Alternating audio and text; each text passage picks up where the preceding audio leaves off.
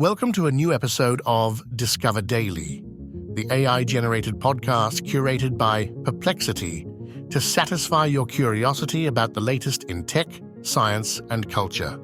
I'm your host, Alex, and in today's episode, we'll be covering the top stories from over the weekend, including Meta's decision to pause its AI plans in Europe, Pope Francis's warnings about the risks of artificial intelligence at the G7 summit, new insights into the sun's magnetic field, controversial evidence for potential alien life, and DARPA's unveiling of futuristic uncrewed aerial vehicle concepts. First up, Meta, the parent company of Facebook, Instagram, and WhatsApp, has announced that it will pause its plans to use personal data from European users to train its AI models. According to RTE, this decision comes after the Irish Data Protection Commission raised concerns about potential breaches of EU privacy rules. Meta had planned to change its privacy policy starting June 26th, which would have allowed it to use public content shared by adult users to enhance its AI systems.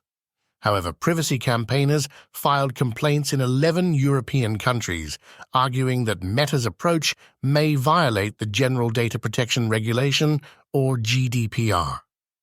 Meta expressed disappointment with the request from the Irish regulator, stating that it had incorporated regulatory feedback and had been transparent with European authorities since March.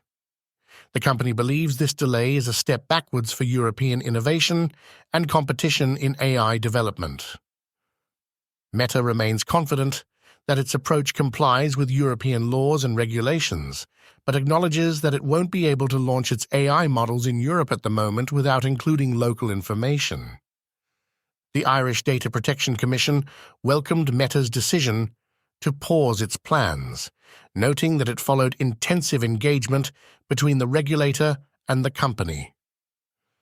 The DPC, in cooperation with other EU data protection authorities, will continue to engage with Meta on this issue to ensure that the privacy rights of European users are protected. Moving on to the G7 summit in Italy, Pope Francis made history by becoming the first pontiff to address the gathering of world leaders.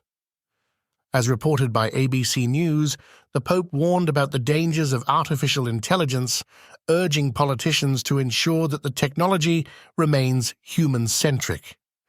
He cautioned that humanity could be condemned to a hopeless future if people's ability to make decisions about their lives is taken away and they are forced to depend on the choices made by machines. The Pope emphasized the need to safeguard proper human control over the decisions made by AI programs, stating that human dignity itself depends on it. While acknowledging the potential benefits of AI, such as democratizing access to knowledge and accelerating scientific research, he also highlighted the risks, including the possibility of greater injustice between advanced and developing nations, or dominant and oppressed social classes. In their final statement, the G7 leaders largely reflected the Pope's concerns, pledging to better coordinate the governance and regulatory frameworks surrounding AI to keep it human-centered. They recognized the potential impacts on labor markets and the justice system and vowed to pursue an inclusive, digital transformation that maximizes benefits and manages risks in line with shared democratic values and respect for human rights. Next, let's turn our attention to the sun and its complex magnetic field. According to NASA, understanding the sun's magnetic field is crucial for predicting space weather events that can impact Earth, such as auroras and disruptions to satellite communications. The sun's magnetic field is generated by the movement of charged particles in its plasma, which is influenced by the star's rotation and convection. Recent observations and simulations have provided new insights into the structure and behavior of the sun's magnetic field. The field is stronger near the poles and weaker at the equator, but it becomes more tangled and complex as the Sun approaches solar maximum, the period of greatest activity in its 11-year cycle. During solar minimum, the field is smoother and more concentrated at the poles. Scientists use a combination of observations from instruments like the Solar Dynamics Observatory and computer models to study the Sun's magnetic field. While there are still many unanswered questions, such as exactly where and how the field is generated, ongoing research is helping to improve our understanding of this fascinating and important aspect of our nearest star. Moving from our solar system to the search for extraterrestrial life, let's examine some of the most controversial pieces of evidence that have been put forward over the years. As reported by New Scientist, one of the most intriguing cases dates back to 1976, when NASA's Viking Mars landers detected chemical signatures that hinted at the presence of life in Martian soil samples. One experiment in particular, which mixed soil with radioactive carbon-labeled nutrients and then tested for the production of radioactive methane gas, seemed to suggest that something in the soil was metabolizing the nutrients. However, other experiments failed to find conclusive evidence of life, leading NASA to declare the result a false positive. Another famous example is the WOW signal, a strong, narrowband radio signal detected by Ohio State University's Big Ear Radio Telescope in 1977. The 72-second signal appeared to come from the direction of the constellation Sagittarius and was so remarkable that an astronomer monitoring the data scrawled "WOW" on the telescope's printout. The signal's characteristics, including its narrow bandwidth and location in a part of the radio spectrum where transmissions are banned on Earth, have led some to speculate that it could have been produced by extraterrestrial intelligence.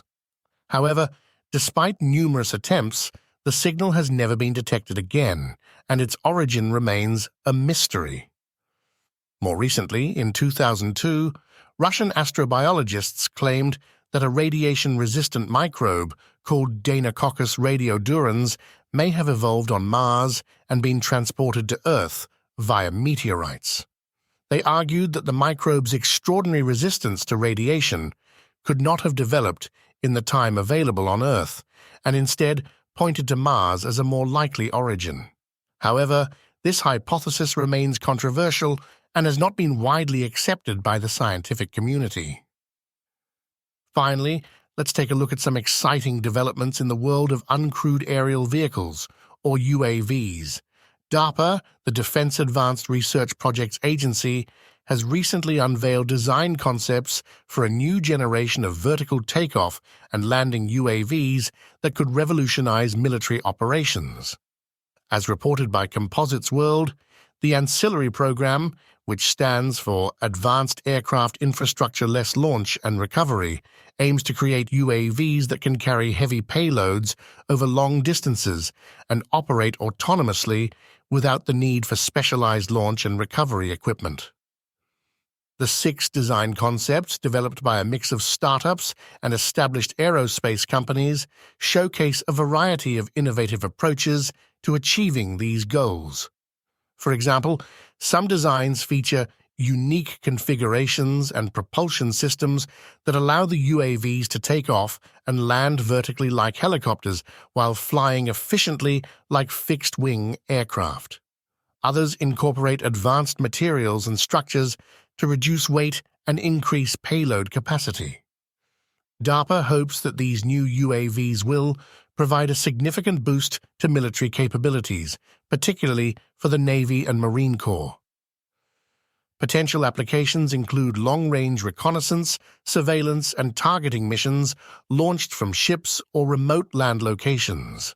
The agency also sees potential for these technologies to support other military branches and government agencies, such as the Army, Air Force, Special Operations Command, and Coast Guard.